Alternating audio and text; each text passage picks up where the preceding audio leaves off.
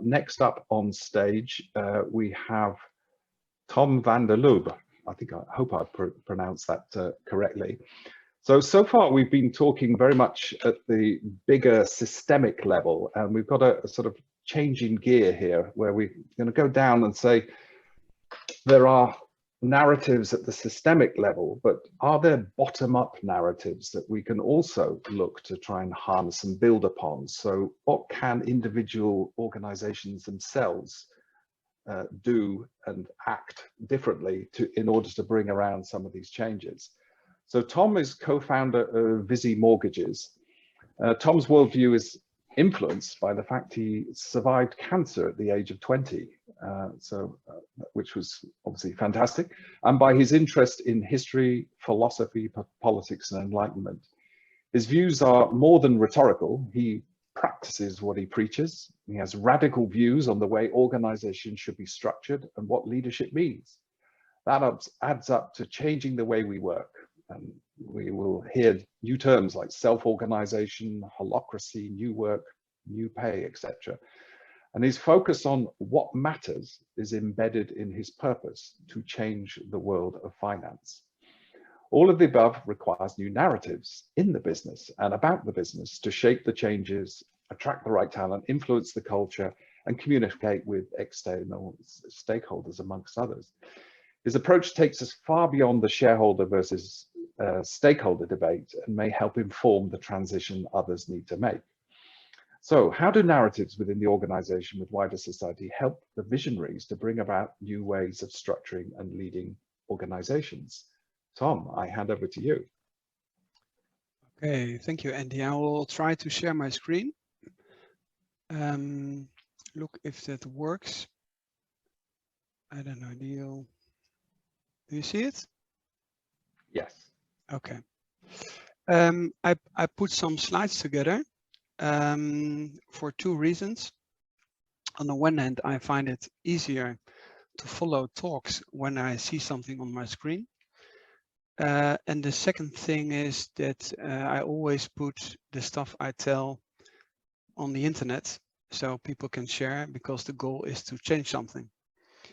So this presentation will just be put on SlideShare, and then people can find it there. I can talk also a lot about, let's say, the meta level, or do a very scientific talk. I published on this kind of topics, Milton Friedman, and can talk about the theory of justice of John Rawls, and talk about meta systems, or etc., etc. But I wanted to on the one hand talk about tools. So one of the thinking tools I like a lot is always to ask the opposite. Could the opposite be true? If you talk about narratives, I don't want to talk a lot about biases, etc. I think Paul posted, I think yesterday or the day before, on the weekend, a nice article on Kahneman. We can also talk about Kahneman, thinking fast and slow, etc. But I want to try and make it very practical and make it very simple, because sometimes we make things very complicated, and that's very nice for intellectual debates.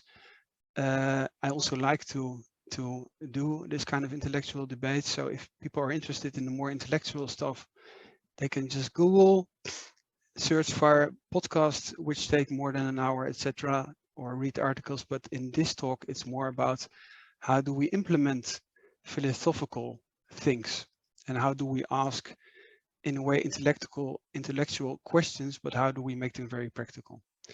So as Andy just said, I always think that people have their own narratives, or if you talk about the meta narratives, Lyotard, and the big ideas, also individuals have big ideas, mainly influenced by their own history. You can take Viktor Frankl as an example, and the Holocaust. You have a lot of examples, but often when I discuss purposeful topics, I find out that people who are, let's say, very energetic on those topics, there's something in their biographies. It doesn't have to be such an extreme experience I had, surviving cancer 30 years ago, but I think that a lot of people are just struggling with those questions. Sometimes takes a little bit longer when people become a little bit older. I was just very lucky that I was 20. So all the time after my 20th birthday is a kind of extra time. I see it as a kind of extra time to focus on the stuff which matter. So to talk about narratives, I think it's not about new narratives. It's also about old narratives, and the eternal narrative is the memento mori narrative. It's about reflection that can be religious or Buddhist, etc. It doesn't matter, but in the end, it's about a kind of self-confronting question: what are we doing on this earth? Are we ruining it, or are we behaving in a more acceptable way? So, people are interested in this. I mean, if you walk into a museum, you can see this kind of paintings from the past, and in the past it was very normal to confront ourselves all the time with this memento mori idea. And I think that's the big problem we have nowadays, that we don't confront ourselves that much, but we confront indirectly about climate change, etc. And we don't put a skull on our table. Perhaps we should do this and just ask when we work what I'm doing the whole day. So I was thinking about putting a skull on my table, but it's not so easy. So perhaps one should just put a painting on the wall. And but people don't like to put paintings with skulls on the wall. So that's the narrative.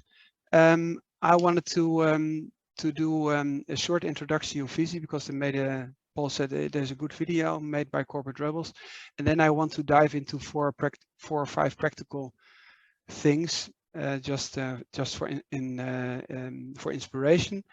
Just a very small remark about the financial sector. I'm active as a co-founder in the mortgage space. Mortgage is probably one of the biggest parts of the financial sector. We're a very small company and not so known for mortgages, but more for this organizational type of questions. We did 1 billion of mortgage volume last year, so it's still very small. It's only 1% market share in the Netherlands. Yearly market is 100 billion. So want to change this space, and mortgage is a very big part of the financial sector. So we're looking forward to try to change something. I hope this works well when I click on this button, and this is a short introduction about our company, which was made by Corporate Rebels for their Corporate Rebels Academy. So we didn't make it. I didn't see it before. I think it's okay.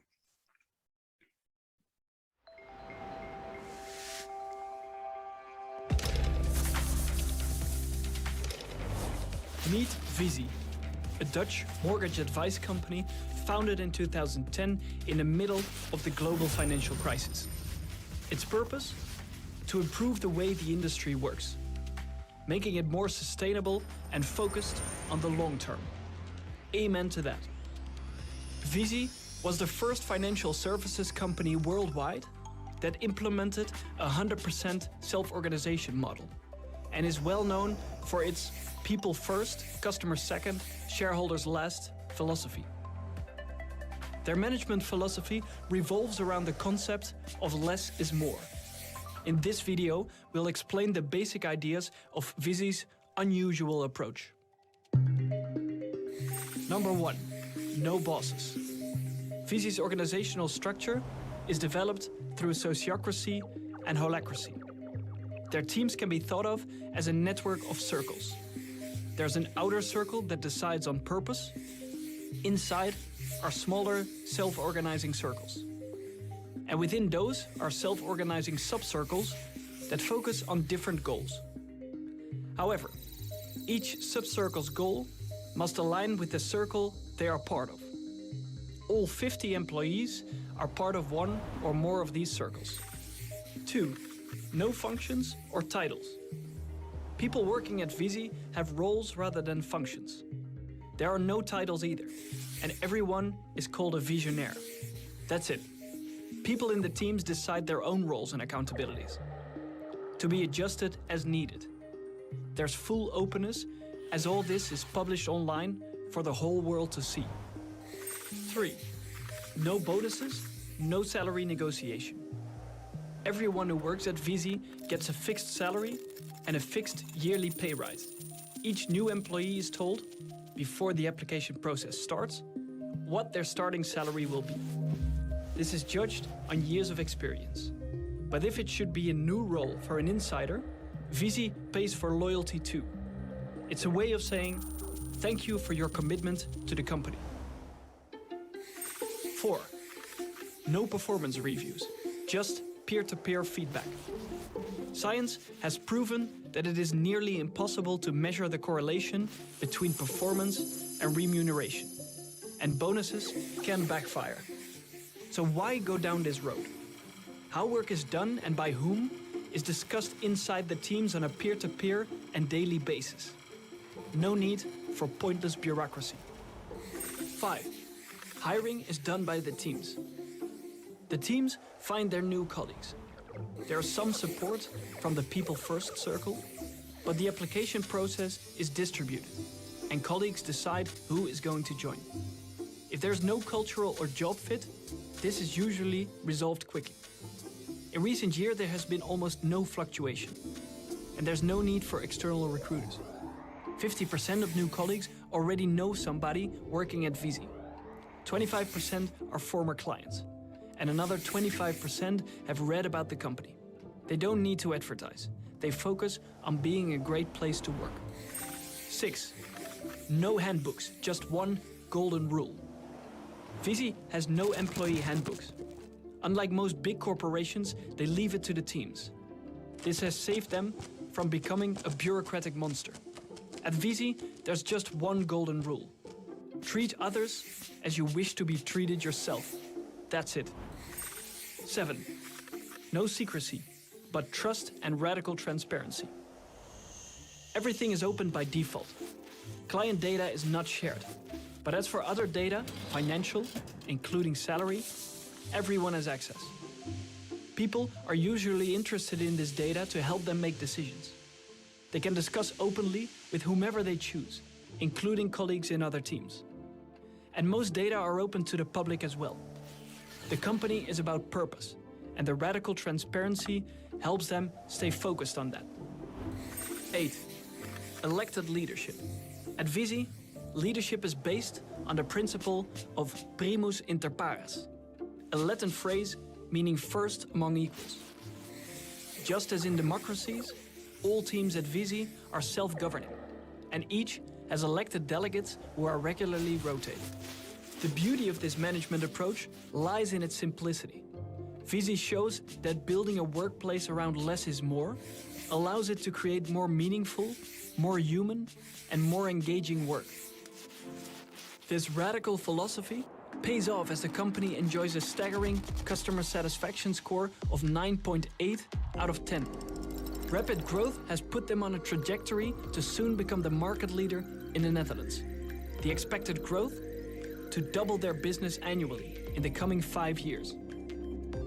All in all, Viisi's progressive way of working allows rapid growth without damaging the unique culture. The company has been judged as the best place to work in the Netherlands and among the top 15 in Europe.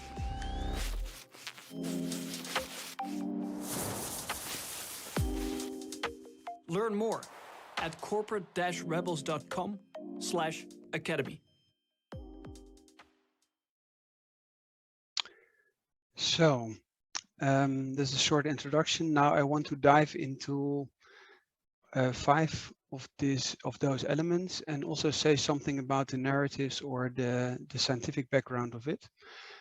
First, I want to take the whole discussion about shareholder value capitalism and stakeholder capitalism. As a historian, I would argue that shareholder value capitalism is an exception to the rule. Let's say if you would take the time we talked about it, it was from 1970 until 2020. I would have thought it would have ended 10 years earlier after the financial crisis. But in the end, no system can stay stable when there is no equilibrium. So if a system is egoistic, and so the value economy is an egoistic system, it's not able to survive. It can take longer before for power reasons, but in the end, all systems are balanced if you want to survive. It's the same about let's say ecological systems, etc. It's exactly the same. So what's the normal, let's say, system if you zoom out? It doesn't matter where in the world. It's always about being human. If you look at anthropology, you always have to behave in a kind of collective interest. Otherwise, you are thrown out into the bush if you would discuss the topic with people who've studied anthropology. And you can go on and on. So what's the normal order? It's always putting people first. It also has to do with the golden rule. I will come to that later. If your own people are happy, then they will serve their clients well. Everybody who knows to a restaurant knows how that works. And then in the end, if this whole system works, then also the shareholders will be happy, because it's just a normal logical process. And that's, then you can sharpening the saw, etc. There's nothing new. I would say this has been the normal for centuries, and then you can take another system, but that won't survive in the long run. So that's the basic starting point. So is it shareholder first or is it shareholder last? Normally it would be shareholder last. Okay, then if you go to centralized or decentralized systems, the funny thing which I like a lot is that people, if you talk about management, all those people working in big corporations are always very much in favor of market economy. And then I always say, from a historical point of view, I would say that a lot of corporations don't work as a market economy with decentralized decision making. It's a planned economy with budgeting and rules and very strong vertical hierarchies, etc. That's very planned. That's not decentralized. So something which we consider on the meta level for our economy as very productive to decentralize is something which is in companies is not very often decentralized. There's some exceptions if you talk about the whole development of higher and micro companies, and Gary Hamel, who does a lot of this research on that and avoiding bureaucracy. But let's say from a scientific point of view, if you asked if it's what's more efficient, centralized or decentralized, always decentralized systems, also for growth, by the way. So if you discuss growth with people who have studied biology, then exponential growth is by splitting cells. That's not linear growth, it's exponential growth. So what I find interesting is that from a scientific point of view, it's much more logical to build decentralized systems than centralized systems. So then if we get to making things complicated, the financial sector is an excellent example of this. For instance, the whole way of framing stuff like self-regulation or accounting standards, etc. That's to make things very, very complicated, although it's not so difficult, because in the end it's about values. But it's also interesting how this whole way of framing language, if you talk about values and what has become of it, the starting point of value has something to do with a humanistic background. So the golden rule, and you can also discuss A.F. Schumacher, his book 73, I guess, Small is Beautiful, or Buddhist economics, etc. So you can make it a very scientific, intellectual discussion. You can take Matsukato, you can Thomas Zelicek, etc. But you can also keep it very simple. And we prefer to keep things very, very simple so everybody understands it. And there's a reason for that. So if people understand something, then there's a possibility that people will also act in that way, or will talk and discuss with each other this philosophical stuff. And you can also discuss about ancient Greek philosophy, etc. But it's very simple. Treat others like you want to be treated yourself, and then act on that. And that's the main thing. But if you would dive into religion, the interesting global aspect of it, it is in all the religions is more or less the same. It's always about a kind of expecting that you will be treated well if it's on a reciprocal basis. And what I always take as an example is if you take a cake and you would sit down somewhere in the world and you would take a knife and just take 80% for yourself and giving the person who is sitting at the opposite of the table 20%, and you would just film the face of this person, then somebody would say, hey, what's going on? Why do I get 20% and why do you take 80? So these very simple humanistic rules, they always have been in place. But you can make it extremely complicated, and then you can take statistics on inequality, etc. And there's a lot of stuff done on this. But in the end, people know there's a difference between egoism and altruism, and that's also what you see in the COVID crisis. That people don't like Jeff Bezos becoming much richer than he already was, and then you see the statistics in the newspaper and not paying his people decent salaries, or not closing down a warehouse when people are ill, etc. So, but this is the reduced to the max, the golden rule, and then you don't need the rest, and it makes it also simple because people still discuss the way they have to behave to each other. Then if you take the whole discussion of radical transparency, which you see as a topic again, where does it come from? It comes from the way we build states. So for those who live in the UK, and you would Google radical transparency, that started when let's say at the parliament, people started to write down those discussions, because the common sense was that the public should know what kind of topics there were discussed. That's why we find it normal that we can enter a parliament, that we can sit on the public, let's say, space, or that the discussions are able to follow, or that you can have a right as a press to see those documents. Is that the case in the business space? Question mark. In our company, everybody can enter any meeting when they feel that their topic should be on the agenda. So everything is public unless it's harmful, and that helps a lot because it creates an enormous speed, because all the information is accessible for everybody. But it's also, by being accessible to the public, it also is a kind of reminder how you have to behave inside the company. And the fifth example, which I find very, very interesting, and that's why I always recommend people who studied economics to read more philosophy and history, is that this whole idea of strong leadership, especially very much in, let's say, in the American literature, are always talking about strong leadership, and now it's about servant leadership. From a historical point of view, I would say Enlightenment has not reached management yet. So we are lucky when somebody is a servant leader, but it's just before the French Revolution.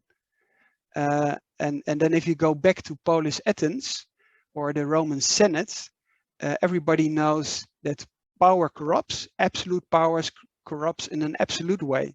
So that's why I invented first among equals principle. That's nothing new. But if I am, for instance, interviewed, or when I speak somewhere, I have to explain why this is so enormously innovative. It's not innovative. This is something they invented 2,500 years ago, because we know that power corrupts, and everybody sees this all the time. So on the one hand, being visionary also means that you have to be aware of your own ego, and you have to install systems for rotating the leadership. So the leadership should be in the DNA of the organization, and it shouldn't be one person who is the smartest guy around the world who decides for all the others what is the most clever decision. That's something which is embedded in our history. That's also our Republican tradition. by the way. So nothing new, I would say, very old narratives, but we should dive into the history books again. And I've taken two examples. If you see a lot of states or city-states, it always has been, the whole idea of the republic has been about the principle of the Senate and rotation leadership. So it could be, let's say, this is an example of the city of Hamburg, a trading city. So you have it in the whole Northern Europe, you had it in Venice, doesn't matter where. It's beyond aristocracy, so to say. It's the old Republican idea. You still see it also in the American Constitution, that you only can be a president for 2 periods or legislation periods. That's not coincidence. So think about this kind of 2,500 years of experience, and let's use this experience also in a context of management, so to say. Management comes from manage, from let's say, telling the horses how to behave, so to say.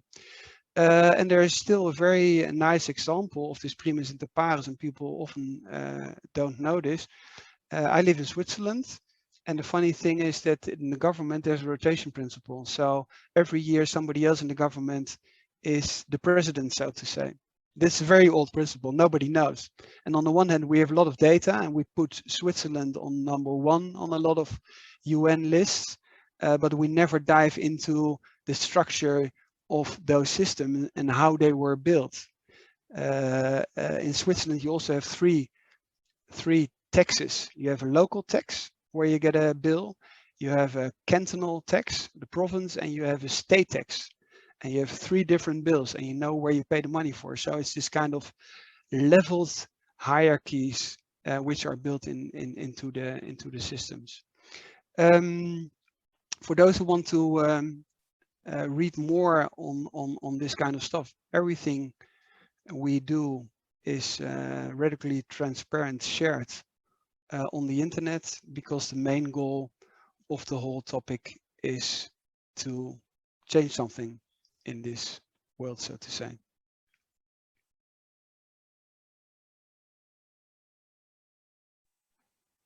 Thank you very much, Tom. That was excellent. I'm sure a lot of people were quite enlightened by the ideas that you shared. And one of the things that really struck me is that the point that you were making there, that this isn't new.